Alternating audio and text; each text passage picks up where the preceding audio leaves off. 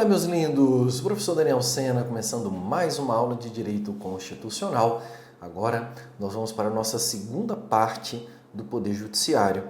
Na aula anterior falamos das regras gerais, chegamos a iniciar o estudo dos órgãos em espécie, com o estudo do Supremo Tribunal Federal. Se você não assistiu a aula anterior, volte lá e assista. E agora nós vamos finalizar os demais órgãos do Poder Judiciário. Nos dois blocos iniciais, vamos falar dos órgãos, teoria. No último bloco, aquela bateria esperta de questões que eu sempre preparo para vocês, para que vocês possam, já na aula, fazer uma contextualização de toda a teoria que nós trabalhamos com a necessidade que você precisa delas para a sua prova. E vocês vão perceber que não tem segredo. Quem estudar, quem se dedicar à leitura, releitura, memorização dessas regras que nós estamos compartilhando, certamente fará uma ótima prova. Então, vamos começar, a fazer a nossa transição de tela e Poder Judiciário 2, rumo à Brigada Militar do Rio Grande do Sul. Queridos, o próximo órgão, então, Conselho Nacional de Justiça, que é um órgão muito peculiar dentro da Constituição Federal. Ele foi inserido em 2004 pela emenda 45 e ele, apesar de constar no rol de órgãos do Poder Judiciário, ele é um órgão do Poder Judiciário, ele tem um papel diferente dos demais. Ele tem um papel de fiscalização, de controle. Tá? Então, isso aqui é um ponto muito importante, porque é a pergunta mais cobrada em prova. O CNJ é órgão do Poder Judiciário, porém, ele não possui função jurisdicional. Não possui função jurisdicional. Guarde isso. Ou seja, o melhor conceito para o CNJ é que ele é um órgão de controle do Poder Judiciário. Ele é um órgão de controle do Poder Judiciário. Ou seja, ele vai fazer a fiscalização, ele vai fazer o controle orçamentário, ele vai fazer a fiscalização administrativa, porque ele vai ter esse caráter administrativo, tá? E que, portanto, acaba sendo aí muito importante dentro da atuação. E quando te perguntarem, e essa é uma pergunta importante, ele é órgão de controle interno ou externo? Guarde, órgão de controle interno do Poder Judiciário. Órgão de controle interno do Poder Judiciário. Por isso que o papel dele acaba sendo um papel mais de natureza administrativa, não possuindo nenhuma atribuição de caráter jurisdicional. Então, cuidado com pegadinhas em prova que falam, por exemplo, assim, não gostei dessa decisão, vou recorrer para o CNJ revisar. Gente, CNJ, ele não vai revisar processo jurisdicional, ele resolve processos administrativos, ele resolve questões administrativas, tá? Como órgão de controle interno do Poder Judiciário, mas não tem atribuição jurisdicional. Este é o ponto mais importante que você precisa guardar para a sua prova. Beleza? Dito isso, nós vamos agora enfrentar os dois pontos que todo órgão do Poder Judiciário acaba trazendo para a gente como potencial questão de prova, que são as regras de composição e regras de competência. Beleza?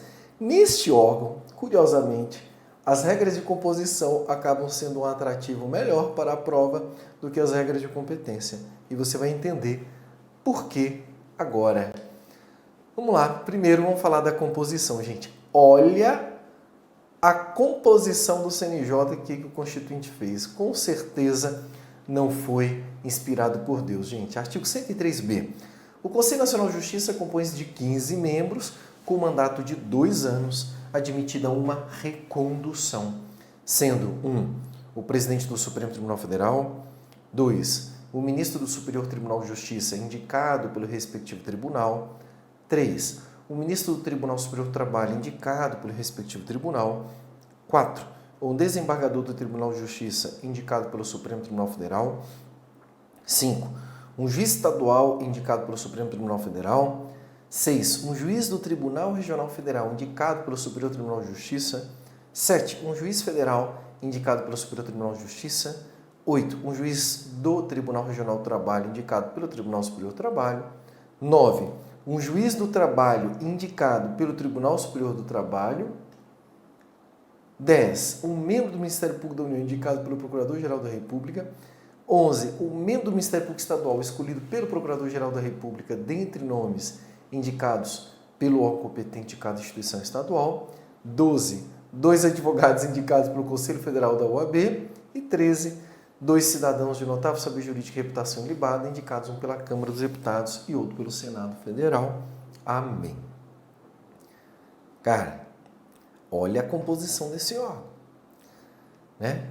Vamos lá, antes da gente analisar a composição, vamos ver as regrinhas ali do caput do artigo 103b, que são importantes também. Gente, primeiro, quantidade, né? Então, o CNJ tem 15 membros. Conselho Nacional de Justiça, 15 membros. Esses membros, gente, diferente dos demais órgãos do Poder Judiciário, eles não têm a vitaliciedade no cargo. Eles vão exercer aqui um mandato. Mandato este de 2 anos, sendo permitida aí uma recondução. Tá? Então, este é um ponto aqui super importante que precisa ser avaliado. O segundo ponto é que, perceba, se cair na tua prova assim, qual que é a idade para fazer parte do CNJ? Gente, muitas pessoas marcariam tranquilamente aqui uma idade de 35 a 70 anos, que é a regra geral dos tribunais superiores ali, né? Só que a Constituição não tem, ela já teve idade, mas hoje não tem, tá, gente? E só como uma curiosidade, antigamente a idade era no máximo até 66, olha que louco. Mas hoje não tem idade para fazer parte do CNJ. Então, se cair na tua prova alguma pegadinha falando de idade, pula fora, porque para fazer parte do CNJ não é necessário ter idade nem mínima nem máxima, né? Óbvio que existe uma lógica, né? Você não vai colocar ali uma pessoa com 16 anos só porque ele é cidadão para fazer parte do CNJ, né? Porque o mínimo aqui que nós teríamos aqui é ser 2 cidadãos de notável saber jurídico e reputação ilibada. Então, geralmente são pessoas que têm aí alguma vivência, alguma experiência na área jurídica para fazer parte do CNJ. Todos os demais já ocupam alguma função, né? Seja pública ou privada, como o caso dos advogados, e que já denotam, né, requisitos importantes para fazerem parte deste conselho. Agora, eu chamo a atenção, dito essas considerações preliminares, eu chamo a atenção de vocês para o aspecto, gente, complexo dessa composição do CNJ, em que, para eu saber a composição, eu tenho que saber quais são os órgãos que nomeiam e quais são os membros que podem ser nomeados. Não sei se você percebeu essa jogada aí. Quando ele fala assim, membro do Ministério Público da União indicado pelo Procurador-Geral da República. Então, eu tenho que saber quem está nomeando e eu tenho que saber quem está sendo nomeado. Eu tenho que decorar 2 coisas aqui, cara. Então, a galera, quando lê essa composição, fica doida. E a banca, obviamente, aproveita essa oportunidade para trazer essa pergunta na tua prova, tá? E eu gostaria de compartilhar com vocês a estratégia que eu adotei para memorizar isso quando eu estudava para concurso e que me ajudou a nunca mais esquecer. Então, o meu processo de memorização da composição, ele é bipartido, ele é fracionado em 2 momentos. Primeiro momento, eu tenho que memorizar quais são os órgãos que indicam. Então, lendo ali a Constituição, eu percebi que o STF é um dos órgãos que indicam, o STJ, o TST, o PGR, né, que é o Procurador-Geral da República, o Conselho Federal da OAB e a Câmara dos Deputados e o Senado Federal. Pronto, esses são os órgãos que indicam membros para compor o CNJ. Depois, gente, eu começo a preencher os indicados a partir de uma noção lógica, um raciocínio óbvio de composição. Por exemplo, eu sei que tem 2 advogados que compõem o CNJ. Gente, quem que vai indicar os 2 advogados? Será que é o STF, o STJ, o CNJ, o TST, o PGE? Ou será que é o Conselho Federal da Ordem dos Advogados do Brasil? É óbvio, né? Então, o Conselho Federal da OAB indica 2 advogados. Gente, tem 2 membros do Ministério Público que compõem, um membro do MPE e outro membro do MPU. Quem será que vai indicar esses membros do Ministério Público? Será que é o STF, STJ, TST? Ou será que é o Procurador-Geral da República, que é o chefe do Ministério Público da União? Óbvio, né, gente? Então o PGR vai indicar um membro do MPU e um membro do MPE indicado pelos próprios Ministérios Públicos estaduais. Aí ele vai escolher um aí. Gente, depois nós temos membros das 3 instâncias, podemos dizer, da Justiça do Trabalho.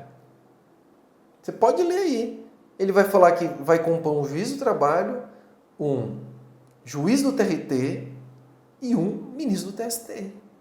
São os 3 níveis aqui. Cara, quem que vai indicar os membros da Justiça do Trabalho?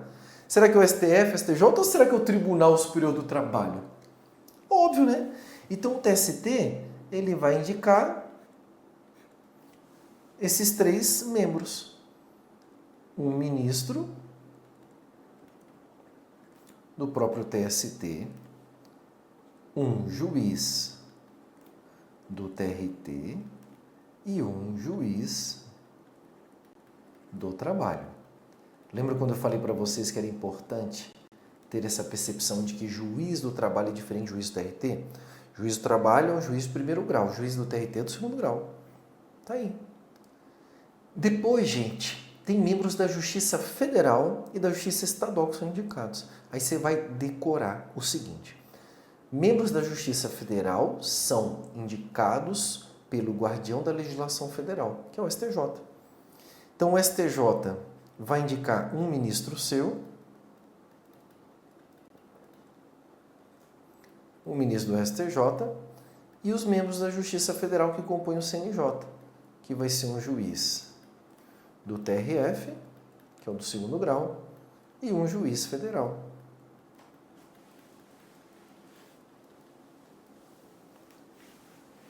Que é do 1º grau. Ficando os membros da Justiça Estadual para o STF indicar. Então, o STF vai indicar um desembargador do TJ, porque no caso do TJ, a Constituição Federal chama esse juiz aqui do tribunal de desembargador, e um juiz de direito. Um juiz de direito.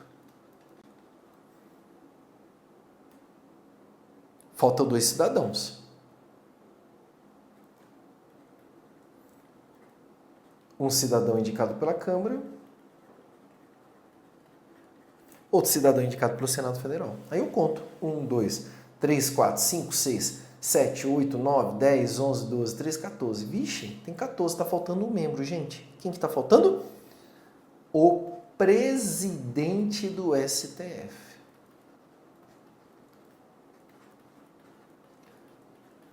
Daniel, por que você não colocou o presidente do STF ali junto com a galera indicada pelo STF? Pelo simples fato de que o presidente do STF não é indicado pelo STF. Ele é um membro nato, ele é o único membro que não é indicado. Ele é membro nato, ou seja, o camarada assumiu a presidência do STF, ele já assume de brinde a presidência do Conselho Nacional de Justiça. Acabou. Por isso que ele não é indicado. Ele é um membro nato. Tá? Pronto, agora temos 15. Esse esqueminha vai te ajudar a memorizar. Porque na hora da prova, se vem a pergunta, você pode simplesmente fazer esse desenho lá. E puxando a sete, tá, então esse cara aqui vai ser indicado por fulano de tal. Pronto. Raciocinou a lógica desse sistema, com certeza você não vai perder nenhuma questão de prova. Tá bom? Então, tá aí, Conselho Nacional de Justiça, regras de composição.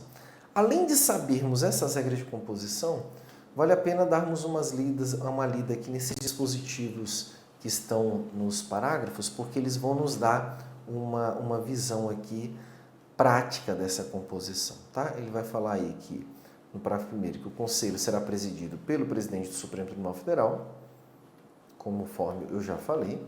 Tá? Então, o presidente do STF é que preside. E, nas suas ausências e impedimentos, pelo vice-presidente do STF. Então, o vice-presidente do STF é que vai lá, né, nas ausências.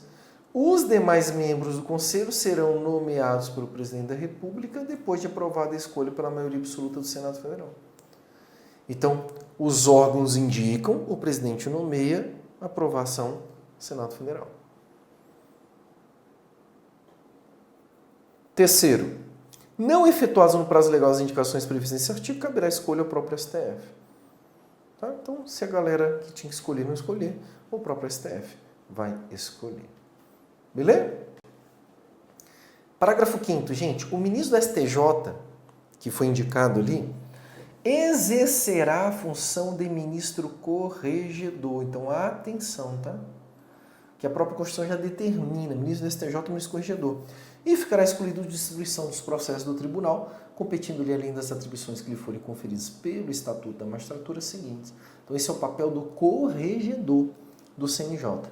Receber as reclamações e denúncias de qualquer interessado relativos aos magistrados e aos serviços judiciários, exercer funções executivas do Conselho, de inspeção e de correição geral, requisitar e designar magistrados, delegando-lhes atribuições e requisitar servidores de juízos ou tribunais, inclusive dos estados, DF e territórios. Tá? Então, esses são papéis aí do ministro corregedor, que no caso é o ministro do STJ. Além disso, junto ao Conselho oficiará um Procurador-Geral da República, que também é o que oficia junto ao STF, né? E o presidente do Conselho Federal da OAB, que também é o que oficia no STF. Parágrafo 7º, a União, inclusive no Distrito Federal e nos territórios, criará ouvidorias de justiça, competentes para receber reclamações e denúncias de qualquer interessado, como membros ou órgãos do Poder Judiciário contra seus serviços auxiliares, representando diretamente o Conselho Nacional de Justiça. É como se fosse um braço estendido ali do CNJ no Distrito Federal e nos territórios. Tá?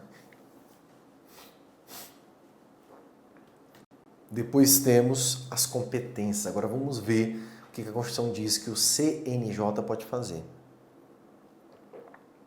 Aqui agora é competência do Conselho Nacional de Justiça. Aqui, gente, tem que memorizar. Se cair na tua prova, vai cair a literalidade da Constituição. A ideia central você já entendeu. Compete ao CNJ fazer controle interno das atividades do Poder Judiciário. Essa é a ideia central. A partir disso, você vai interpretando as questões. Parágrafo 4º do artigo 103b. Compete ao Conselho o controle da atuação administrativa e financeira do Poder Judiciário e do cumprimento dos deveres funcionais dos juízes, cabendo-lhe, além de outras atribuições que lhe forem conferidas pelo Estatuto da Magistratura. Então, nós temos aqui nessa lista um rol exemplificativo, né, porque podem ter outras atribuições no Estatuto da Magistratura. Vamos lá. 1. Zelar pela autonomia do Poder Judiciário e pelo cumprimento do Estatuto da Magistratura, podendo expedir atos regulamentares no âmbito de sua competência ou recomendar providências. Então, um dos papéis aí do Poder Judiciário, do CNJ, é exatamente proteger o Poder Judiciário em relação às suas prerrogativas, né, de autonomia. Além de exigir, né, esse cumprimento aí das regras do Estatuto da Magistratura. Zelar pela observância do artigo 37, apreciar de ofício ou mediante provocação a legalidade dos atos administrativos praticados por membros ou órgãos do Poder Judiciário, podendo desconstituí-los, revê-los ou fixar prazo para que se adotem as providências necessárias ao exato cumprimento da lei, sem prejuízo da competência do Tribunal de Contas da União. Perceba, o Tribunal de Contas da União auxilia o Congresso Nacional no controle externo. O CNJ aqui faz o controle interno. Então é como se, primeiro, o CNJ faz uma varredura e se tiver alguma coisa ali a ser sinalizada e não puder ser corrigida, aí ele avisa o TCU. Né? Seria essa a lógica, tá? E o TCU ainda pode fazer a fiscalização, as correções aqui próprias do próprio TCU. Tipo, não depende aí do CNJ, tá? Ele pode ir lá e fazer suas próprias verificações. Depois temos, inciso 3, receber e conhecer as reclamações contra membros ou órgãos do Poder Judiciário, inclusive contra seus serviços auxiliares, serventias e órgãos prestadores de serviços notariais de registro, que atuem por delegação do poder público ou oficializados, isso no caso dos cartórios, tá, gente? sem prejuízo da competência disciplinar e correicional dos tribunais, podendo avocar processos disciplinares em curso, determinar a remoção ou disponibilidade e aplicar outras sanções administrativas asseguradas pela defesa. Então, o CNJ, além de fazer essa fiscalização, ainda pode aplicar sanção nos caras. Representar o Ministério Público em caso de crime contra a administração pública ou de abuso de autoridade. Rever de ofício ou mediante provocação os processos disciplinares de juízes e membros dos tribunais julgados há menos de um ano. Atenção para este prazo, tá? Cuidado com isso aqui. Elaborar semestralmente, outro prazo importante aqui, relatório estatístico sobre processos e sentenças prolatadas por unidade de federação nos diferentes órgãos do Poder Judiciário. Elaborar relatório anual, outro prazo importante, eles vão trocar semestral, trimestral, propondo as providências que julgar necessárias sobre a situação do Poder Judiciário do país e as atividades do Conselho, o qual deve integrar a mensagem do presidente do Supremo Tribunal Federal a ser remetida ao Congresso Nacional por ocasião da abertura da sessão legislativa.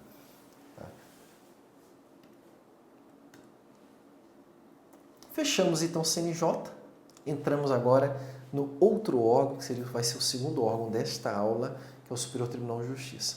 Gente, basicamente, os três principais para questões de prova STF, STJ e CNJ. Principalmente se for STF e STJ, a pegadinha de um é a competência do outro. Vocês vão perceber isso nas questões, tá? Então, muito cuidado. Aqui no STJ, você também vai ter uma lista grande de competências, como do STF, que vão precisar ser memorizadas. Então, vamos lá. O Superior Tribunal de Justiça, ele está na linha dos tribunais superiores, mas ele acaba tendo um papel um pouco mais... não é que é mais importante, mas uma competência um pouco mais ampla do que os outros tribunais, tanto que ele é o Tribunal Superior da Justiça comum. E ele acaba exercendo uma função parecida com a do STF, de padronizar a jurisprudência relacionada à legislação federal. Então ele foi sendo apelidado como órgão guardião da legislação federal. Enquanto o STF é o guardião da Constituição, o STJ seria o guardião da legislação federal, Tribunal Superior da Justiça Comum, e que acabará exercendo aí este papel na Constituição. Vamos, assim como fizemos com os outros órgãos, falar sobre composição e competência. Primeiro, regra de composição. Artigo 104 da Constituição Federal. O Superior Tribunal de Justiça compõe-se de, no mínimo, 33 ministros. Parágrafo único. Os ministros do Superior Tribunal de Justiça serão nomeados pelo Presidente da República, dentre brasileiros com mais de 35 e menos de 70 anos de idade, de notável saber jurídico e reputação ilibada, depois de aprovada a escolha pela maioria absoluta do Senado Federal, sendo 1/3 dentre juízes dos tribunais regionais federais e 1/3 dentre desembargadores dos tribunais de justiça, indicados em lista tríplice elaborada pelo próprio tribunal. E 1/3 em partes iguais dentre advogados e membros do Ministério Público Federal, Estadual, do Distrito Federal, territórios, alternadamente indicados na forma do artigo 94. Vamos passar o pente fino agora. Primeiro, quantidade de membros, gente. E aqui ele tem esse detalhezinho aqui que derruba a galera na hora da prova. Ó. No mínimo, 33 ministros. Então, STJ, no mínimo, 33 ministros. Se a gente puder fazer uma associaçãozinha mnemônica ali para te ajudar, no mínimo 33, STJ, somos todos de Jesus, que morreu com no mínimo 33 anos de idade. Sacou?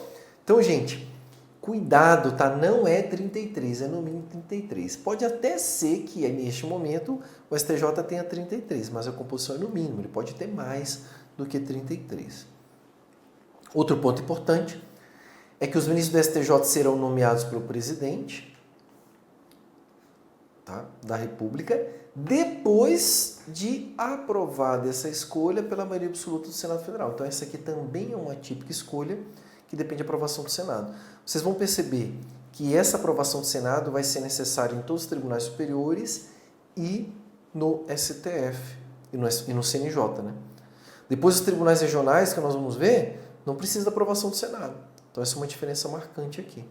Outra questão peculiar dos tribunais superiores, que o caso do STJ aqui acaba apresentando, é que o cara, para ser ministro, ele vai ser brasileiro, não precisando, neste caso, de ser nato, não é qualquer brasileiro, que tenha mais de 35 e menos de 70 anos de idade.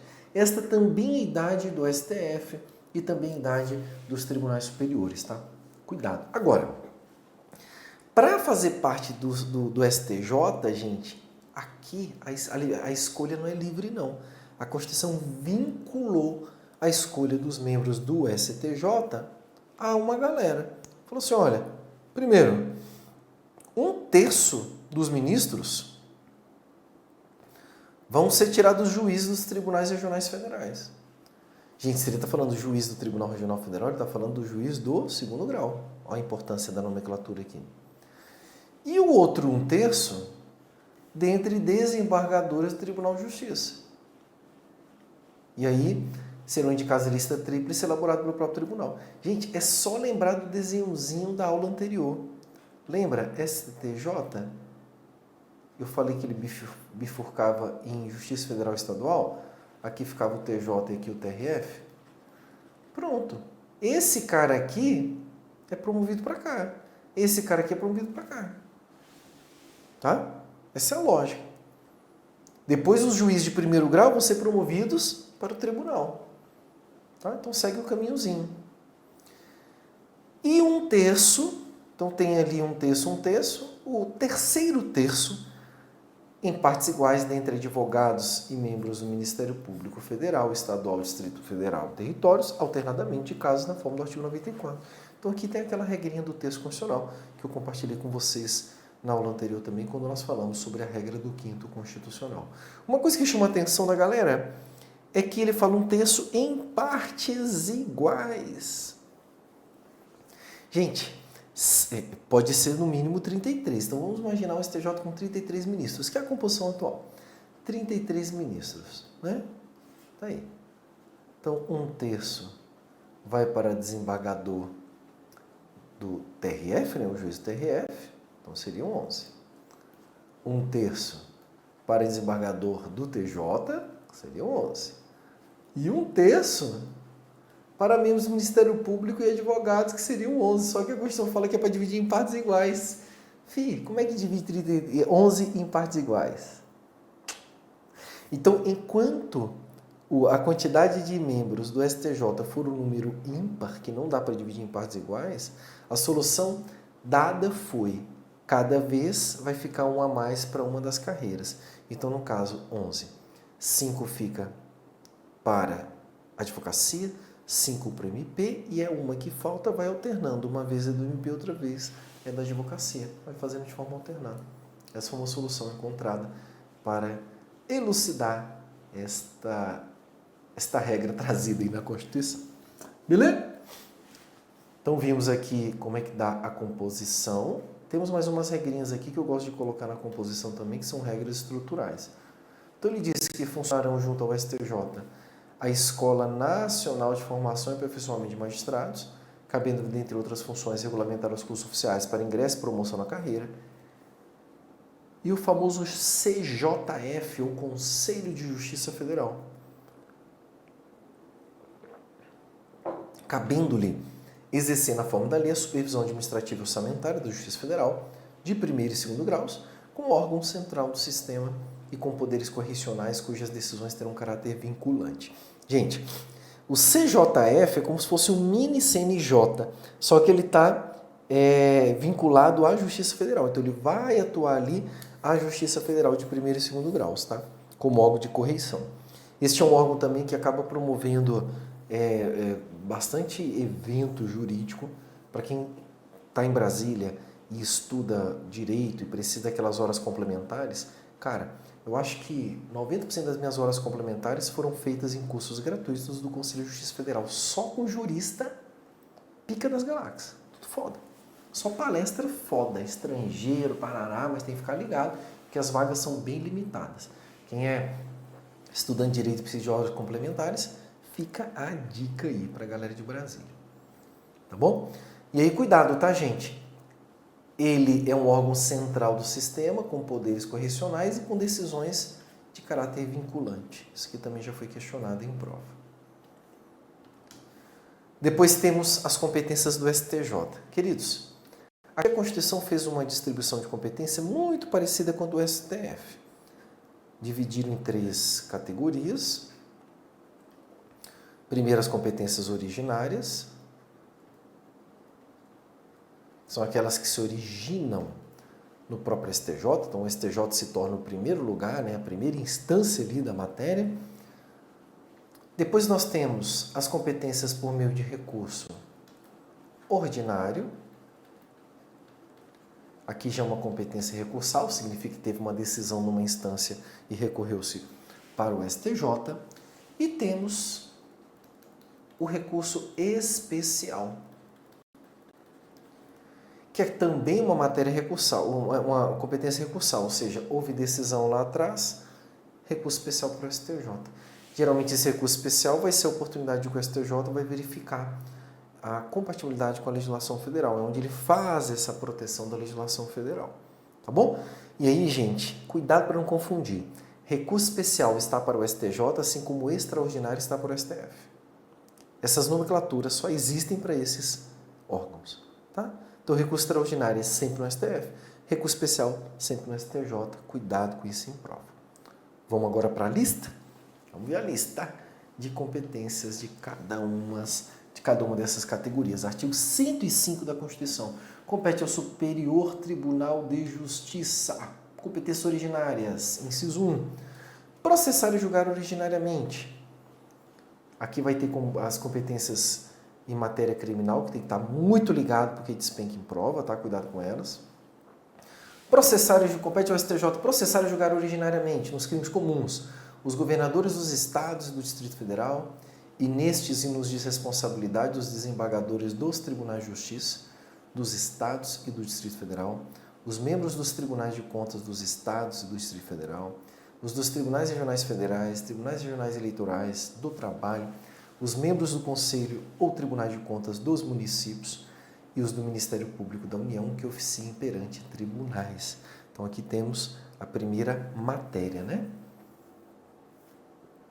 Depois, quase que eu esqueço dessa súmulazinha aqui, que é uma súmula interessante, tá, gente? Pode vir como caso concreto também para a prova. Súmula 451 do STF. A competência especial por prerrogativa de função não se estende ao crime cometido após a cessação definitiva do exercício funcional. Ou seja, se o juiz aposentou, ele cessou o exercício funcional. Então, não se estende a prerrogativa da função. Essa é a lógica aqui. Tá? Ou se o juiz saiu do cargo, não pode mais também ser julgado ali. Até porque essas prerrogativas de função são do cargo, tá, gente? Não da pessoa. Outro recurso extraordinário, 549.560. O foro especial prerrogativa de função não se estende a magistrados aposentados. Eu acabei de explicar aqui. Então, enquanto o cara está no exercício da função, prerrogativa. Se sai, perde a prerrogativa de função. Esse recurso aqui do STJ, gente, o vice-governador será julgado pelo Tribunal de Justiça, ainda que tenha praticado a infração quando estava no exercício interino do cargo de governador, salvo se conexo com alguma autoridade acima. Essa decisão foi importante, por quê? Porque ele não fala vice aqui, né? Ele fala, governador. Tá? Então, o vice-governador não tem prerrogativa no STJ. A prerrogativa do vice-governador será no Tribunal de Justiça. Questão muito boa também para a prova. A linha B agora. Os mandatos de segurança e habeas data,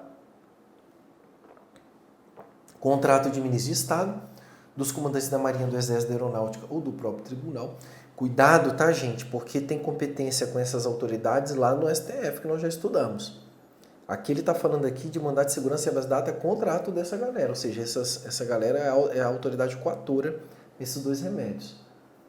Tá? Cuidado aqui para não confundir. Porque eles também vão ter prerrogativa lá no STF. Súmula STJ 431.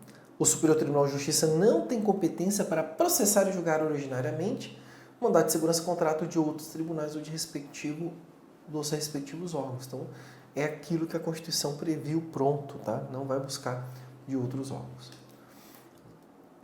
A linha C. Os habeas corpus, quando coator o paciente for qualquer das pessoas mencionadas na linha A, ou quando o coator for tribunal sujeito à sua jurisdição, ministro de Estado, comandante da Marinha, Exército Aeronáutica, ressalvada a competência da Justiça Eleitoral. A linha D, os conflitos de competência entre quaisquer tribunais, ressalvado o disposto no artigo 102.1, bem como entre tribunais e juízes a ele não vinculados e entre juízes vinculados a tribunais diversos. Então perceba que, com exceção daqueles conflitos que são resolvidos pelo STF, é isso que ele fez. Conflito competente de qualquer tribunal, menos aqueles que são de competência do STF.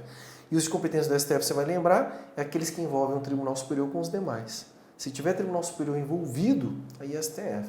Se não, vai para o STJ aqui. As revisões criminais e ação rescisória dos seus julgados. Lembra que eu falei isso também do STF? Cada tribunal julga a sua própria revisão criminal e sua própria ação rescisória.